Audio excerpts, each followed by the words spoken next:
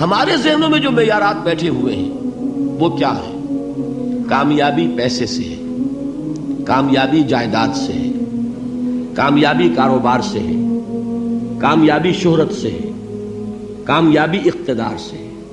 یہ معیارات ہیں. جو جتنا دولت مند اتنا کامیاب، جو جتنا مشہور اتنا کامیاب، جو جتنا پاپولر اتنا کامیاب، جو حکومت پر پہنچ گیا کامیاب، جس نے بڑا کاروبار جما لیا کامیاب، جس نے بہت جائیداد بنا لی کامیاب. یہی ہے اصل میں ساری بس کی گانٹھ. جو تصور کامیابی کا ہوگا اسی کے مطابق آپ کی بھاگ دوڑ ہوگی، اسی کے لیے جد و جہد ہوگی، اسی کے لیے توانائیاں صرف ہوں گی، اسی کے لیے دن رات کی مشقت ہوگی. یہ ہے اصل شے جس کی یہاں نفی ہو رہی ہے.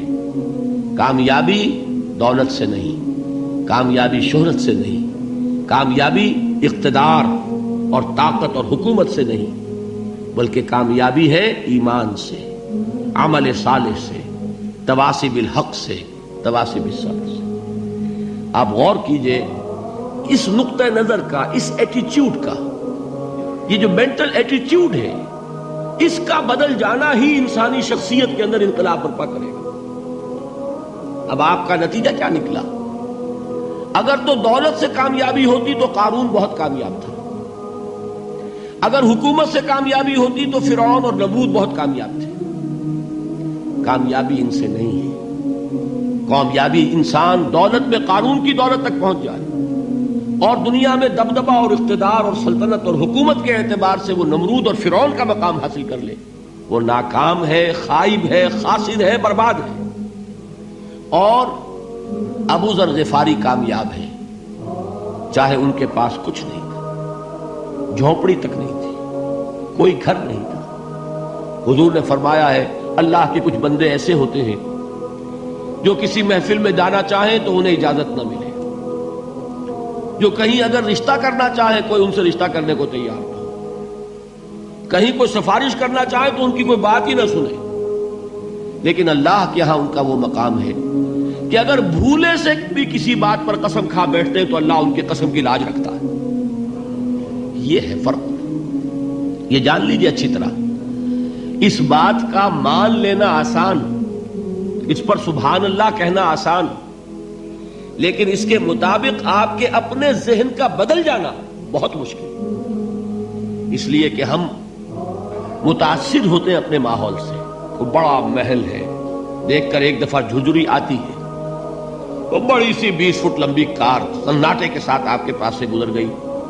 ایک دفعہ اعصاب کے اندر ارتعاش ہوتا ہے، محسوس ہوتا ہے بڑے یہ نصیبے والے لوگ ہیں، بڑے خوش نصیب، بڑے کامیاب.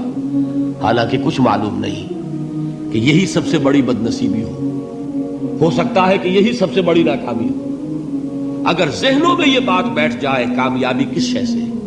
یہی وجہ دیکھیے قرآن مجید میں بارہا آپ دیکھیں اولئک ھم المفلحون، یہ ہے لوگ کامیاب ہونے والے.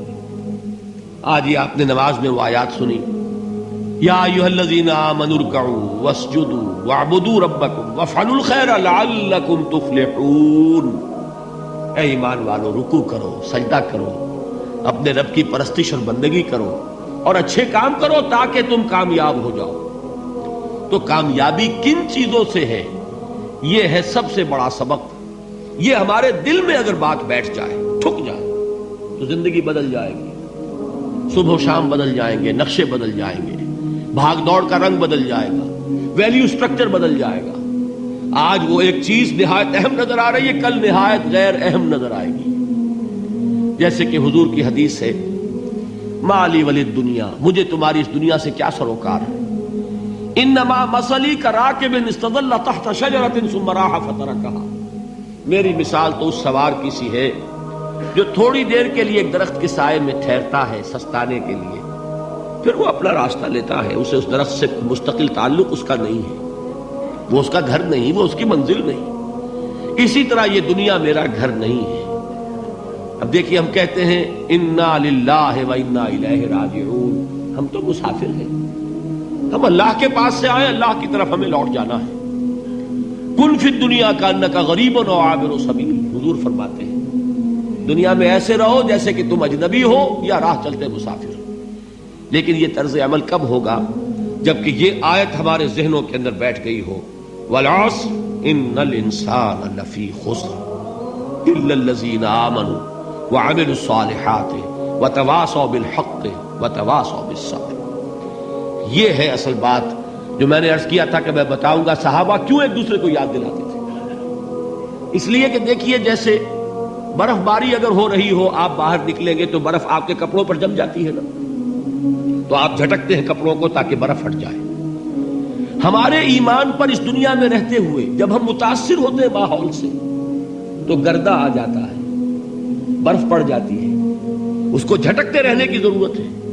اور وہ جھٹکنے کی بہترین اور مؤثر ترین شکل یہی ہے کہ یاد رکھو کامیابی ان چیزوں سے نہیں ہے۔ چمک دمک جو ہے دنیا کی، یہ ساری چمک دمک جو تمہیں رجھا رہی ہے، جو تمہیں اپنے اندر گم کیے ہوئے، یہ لفظ گم پر اقبال کا وہ شعر یاد آ گیا کہ کافر کی یہ پہچان کے آفاق میں گم ہے، اور مومن کی یہ پہچان کے گم اس میں ہے آفاق۔